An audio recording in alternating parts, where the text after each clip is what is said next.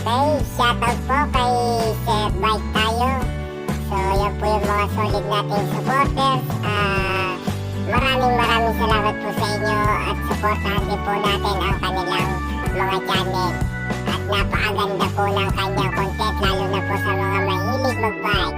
At syempre, kay Sir Jobet, so Lodi Bless, maraming salamat po sa iyo at kay Ma'am Cusinera.